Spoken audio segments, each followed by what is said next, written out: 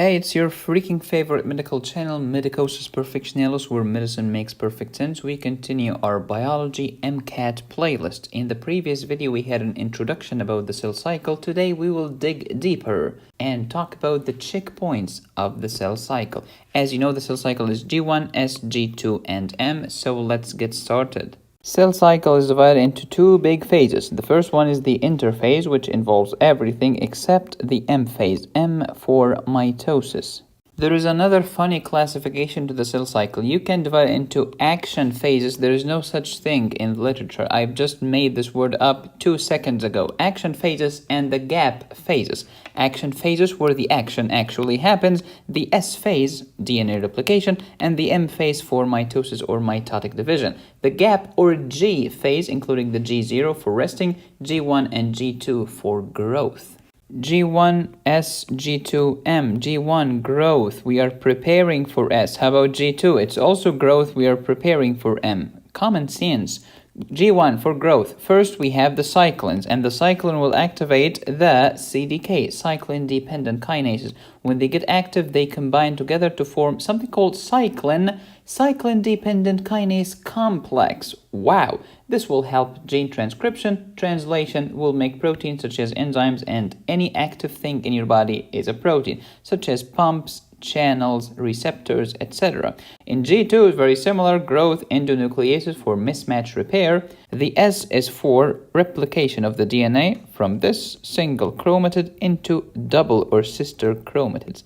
Sister chromatids should be a name of a band or a restaurant or something.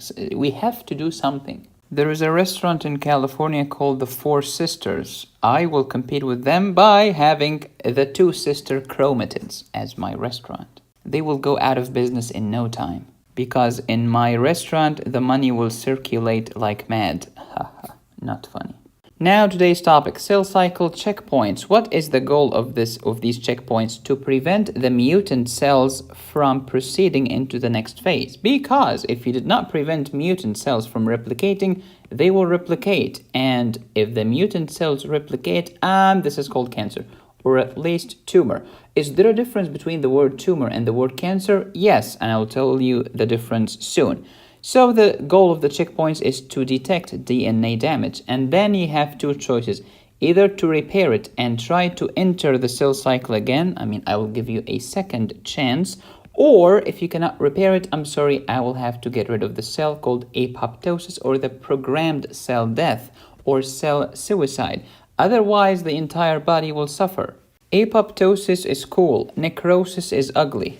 As you know, cyclins will bind to and activate the cyclin-dependent kinases or CDK. Now we have cyclin-CDK complex. Cyclins by themselves are not active, CDKs by themselves are not active, but the cyclin-CDK freaking complex is very active. And it can either stimulate the cell cycle or inhibit the cell cycle depending on the situation. So cyclin, stimulating cyclin dekinases, forming gene transcription, as you know.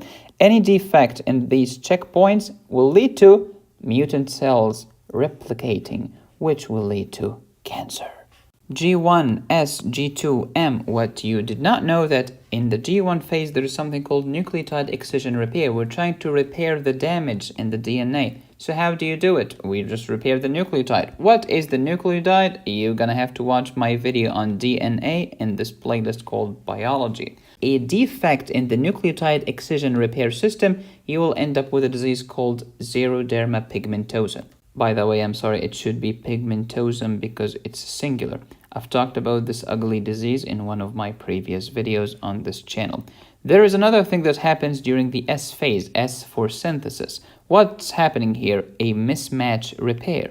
What do you mean? I'm repairing the mismatch defect in the DNA. That's wonderful. Any defect in the system can lead to one of these, especially hereditary non-polyposis colorectal cancer, also known as Lynch syndrome. The defect here is in the MSH or in the MLH. Ataxia telangiectasia, the problem here is in the ATM gene. Xeroderma pigmentosa, you can consider it as a mismatch, but I would like to consider it as a nucleotide excision repair. There are different classifications, but on your exam, it's usually nucleotide excision repair. Breast cancer, the problem here is in the BRCA1 and BRCA2 mutations. Werner syndrome, the problem is in the helicase. because your DNA is a helical structure. So now you know the purpose of these checkpoints. Let's talk about them. First, how many checkpoints do we know? We know 3 so far. So the first one is between the G1 and the S. Remember, the action happens in the S. So before the action happens, you better check yourself, check your cells. Okay, and then between the G2 and the M, there is another checkpoint because the M is an, quote, action phase, unquote. So in the M happens the action. You better check yourself before you come to the M because this is serious stuff. And then within the M, there is a third checkpoint. We'll talk about that soon. Let's start with the first one, G1 checkpoint between G1 and S, also known as a restriction checkpoint. So first, let me inhibit the cell cycle, and then let me stimulate the cell cycle, depending on the situation. Let's inhibit the cell cycle, okay. We have 3 transcriptional repressors, aka pocket proteins. What a wonderful name. These 3 proteins are RB, P107, and P130. They will bind to E2F transcription factor and they prevent progression from G1 to S. I've told you I'm trying to inhibit the cell cycle now. So these proteins will bind to this doofus and then they will prevent the progression from G1 to S. Easy peasy lemon squeezy. There is another mechanism.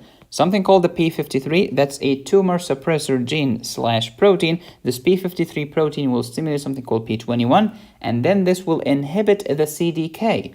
And all of this inhibition will stimulate the RB protein. The RB will bind to this doofus and they will prevent the progression from G1 to S. That's why we call the RB and the P53 tumor suppressor genes. They suppress the tumor. What do you mean? They suppress the cell cycle. They prevent the progression from G1 to S. And therefore, any defect in the RB or the P53 can lead to what? Freaking tumors. I am not teaching you this to flex my academic muscle on you, unlike your professor. I'm here to teach you how to save patients' lives. This is cancer, baby. Pay attention. Okay, got it. Sorry about that. Next, let's stimulate the cell cycle.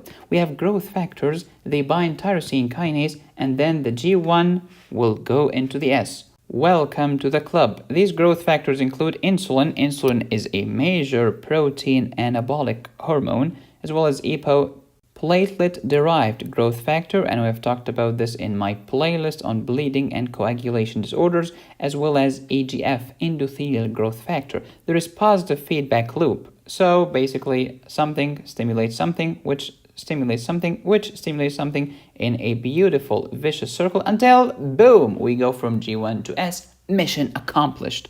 Okay, medicosis, I got you, but generally speaking, does the cell have to go from G1 to S? No, the cell has choices. It can delay the G1 and stay here until the circumstances are suitable, or it can go to the G0 and take a rest, or it can proceed past the restriction point and goes to the S phase. Welcome to the tribe. The second checkpoint, it's called the G2 checkpoint. It's between G2 and M. Here we have 2 new words, cyclin B and ATM. First, let's inhibit the cycle. Second, let's stimulate the cycle. Let's inhibit the freaking cycle. We stimulate the P53 protein, and then this will stimulate check 1 and check 2. They are not called check, they are called CHK, but let's keep it simple. And then also the ATM is stimulating check 1 and check 2. If it's called check, it's a checkpoint. It's gonna stop you. It's gonna prevent progression, i.e. it will cause arrest of the cell cycle. Cool, let's stimulate the cell cycle. We have a positive feedback loop. Imagine my shock. We start with cyclin B. Cyclin B will stimulate cyclin-dependent kinase, in this case 1. Now we have cyclin B CDK1 complex, and this will phosphorylate some transcription factor and allow the entry from the G2 phase to the M phase. Welcome to the promised land. The third and the last checkpoint is the metaphase or the spindle checkpoint. Why do we call it metaphase? Because it's between the metaphase and the anaphase. So it's here, it's the metaphase. Remember, the one between the G1 and the S was called what? Was called the G1 checkpoint. Between the G2 and the M was called the G2 checkpoint. Between the metaphase and the anaphase called the what? The metaphase checkpoint. Also known as spindle checkpoint. What do you mean by spindle? I mean the mitotic freaking spindle. which is between those like chromatids, because this cell is trying to divide into two cells, one here and one here. So they are trying to pull on these chromosomes to get one group here and one group there. That's how we achieve cell division. The goal here is separation, to separate them into two new cells. So tell me more, medicosis. Mitotic spindle is under bipolar tension from here and from here. This is sensed by a sensor, and this will lead to separation. Welcome to the anaphase. Ana means up. They are spreading up. They are separating from each other. Okay, this is great, but how does that sensor work? Release of inhibition, of the anaphase promoting complex. Now, the anaphase promoting complex is uninhibited because you have released the inhibition. It's kind of stimulated. Okay, it will degrade the cyclin B and degrade the securin. What does IN mean? It means a protein. What does secure mean? It will secure. It's a protein that will secure. Oh, so it wants to secure these chromosomes in place and prevent division? Yes, indeed. So you want to beat the living crap out of this if the cell cycle is to move forward. Okay, that's wonderful. Let's degrade the securin. How do you degrade it? Something called ubiquitination and proteolysis. And then when you degrade it, separase becomes uninhibited, because normally the securin will secure and inhibit the separase. But now the separase is left free, uninhibited. It will cut down that cohesion. It's a protein of cohesion. Yeah, we'd like to separate, so we'd like to cut down the cohesion. Cut the cohesion so that they can break apart. This will lead to separation of the chromatids. Welcome to the anaphase land. Those are the 3 checkpoints until the moment of the recording of this video. If in 2039 they discovered 4 and 5, do not yell at me, okay? I'm just a human being. Normally and pathologically, let's talk about normally. Normally we have the RB gene or the RB protein, and then the P53 protein, and then the ATM gene or protein. Okay, so normally what does the RB do? It's a freaking tumor suppressor gene. It prevents the progression. It suppresses the cell cycle. Okay, cool. Now the pathology, when you knock down the RB gene or the RB protein, you get proliferation, hashtag cancer, such as retinoblastoma. What does oma mean? Oma means a mass. What does blast mean? It's like big and kind of immature. What does retino mean? It's in your freaking retina. So that's an eye tumor, and it's really, really ugly. It's when you see a white pupil while examining a child's eye. So when you see a white pupil, a condition called leukocoria, you have 2 main differentials. The first one, which is the most common one, is cataract. Very common. But the second one is not common. However, it's really ugly, and this is the retinoblastoma. That is wonderful. Tell me more about the P53. The P53 stimulates the P21, as you know, which will inhibit the CDK, which will therefore stimulate the RB to prevent the progression from G1 to S. When you knock down the P53, what's going to happen? Something called Li-Fraumeni cancer syndrome. That's a really ugly syndrome. Basically, you're getting cancers for no reasons, and it's just cancer, because the cell cycle is proliferating, because nobody is repressing it, because you have knocked down the P53 gene. So this kid can get breast cancer at the age of like 7 and soft tissue sarcomas. A 7-year-old boy is not supposed to have breast cancer, but this is the exception. It's Li-Fraumeni syndrome. F you, Fraumeni. Next, the ATM. What's the normal function? Stabilization of Wee1, not to be confused with Wee work, and MIT1. This will lead to phosphorylation, which is inactivation of CDC2.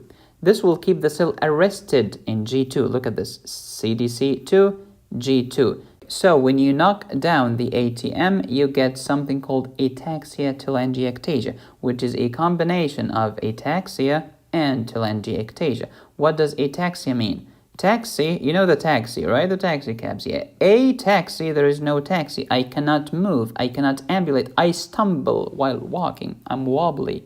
Cool. What the flip does telangiectasia mean? Great. What does ectasia mean? Ectasia is dilation.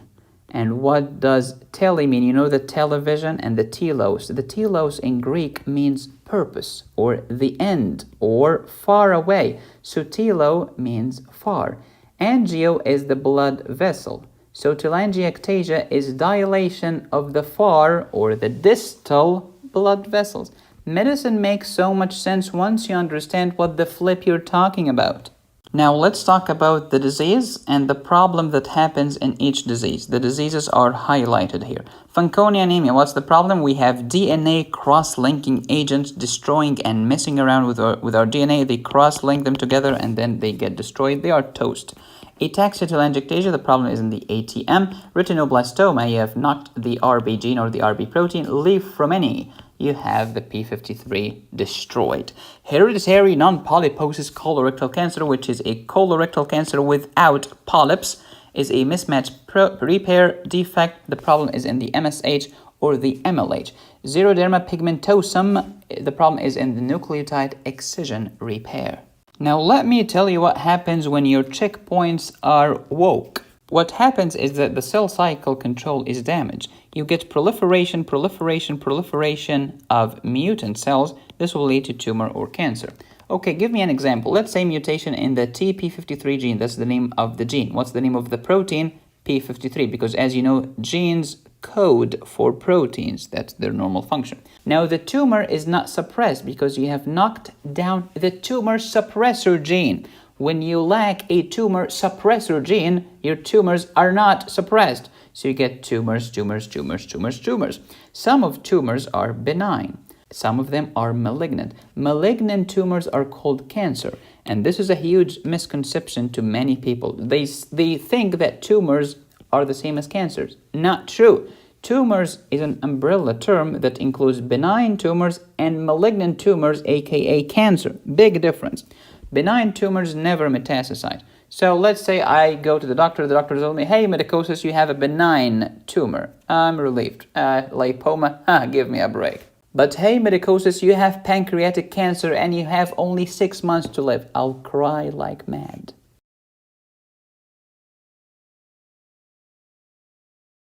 If you want to get the PDF notes that I'm drawing right now for these lectures, the first 16 ones about biology are free on my website, medicosisperfectionalis.com. Thank you for watching. Please subscribe and hit the bell and click on the join button. You can follow me on all of these platforms. Please consider supporting this channel on Patreon or PayPal. Here is my email. If you need anything, just ask. Thank you so much for watching. As always, be safe, stay happy, and study hard. This is Medicosis Perfectionalis, where medicine makes perfect sense.